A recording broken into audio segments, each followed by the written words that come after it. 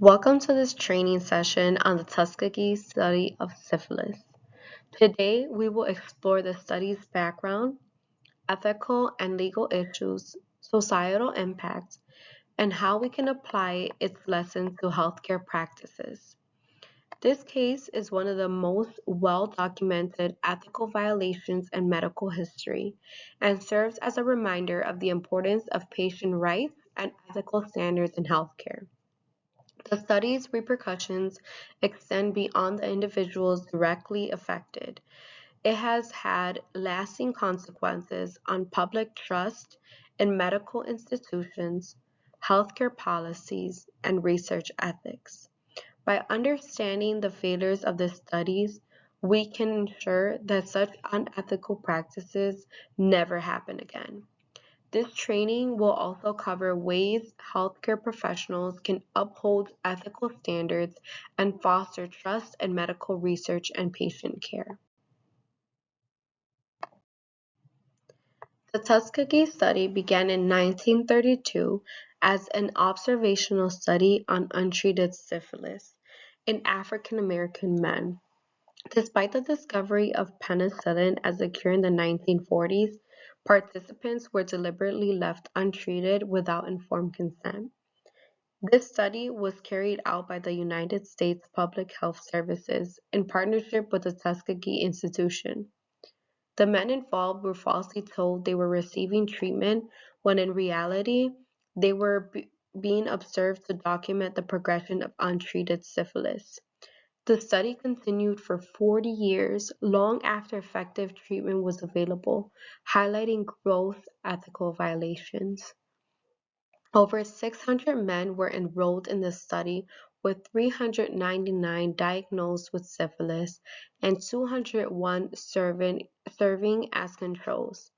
The men were not only misinformed but actively prevented from accessing treatments.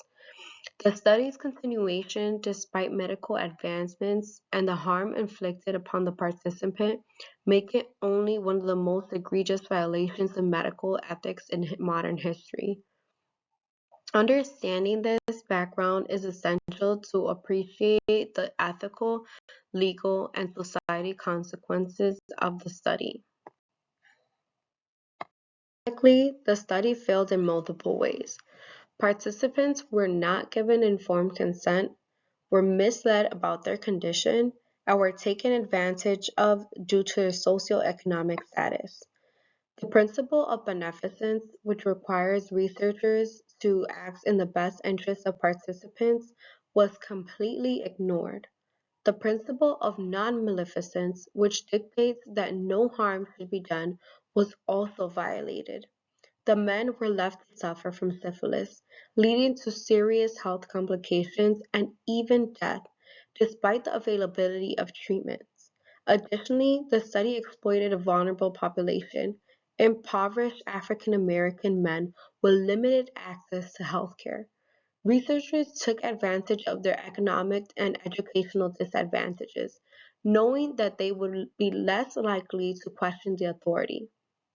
The absence of transparency and autonomy in this study underscores the necessity of ethical research standards. The study highlights the importance of informed consent, a fundamental principle in modern research ethics, ensuring that participants fully understand what they are agreeing to and have the autonomy to make decisions about their participation. Legally, the study was a violation of human rights. At the time, there were no strict laws requiring informed consent or ethical review boards to protect participants, which led to significant legal changes. In 1974, a class action lawsuit resulted in financial compensation for victims and their families. The United States government was forced to acknowledge its unethical actions. In 1997, President Bill Clinton issued a formal apology to the remaining survivors and their families, stating that what was done was deeply wrong and should never happen again. This study played a crucial role in shaping the ethical and legal landscape of medical research. The absence of legal oversight at the time of study demonstrates why laws such as the National Research Act of 1974 were necessary.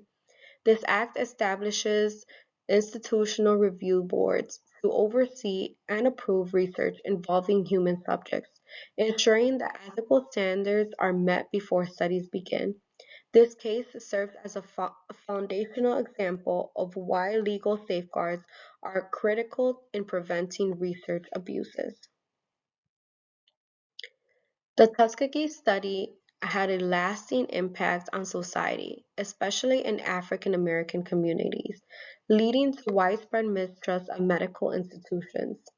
This mistrust continues to affect healthcare today, as seen in the lower participation rates in clinical trials and vaccine hesitancy. Historical abuses like the Tuskegee have contributed to ongoing health disparities and reluctance to seek medical health care.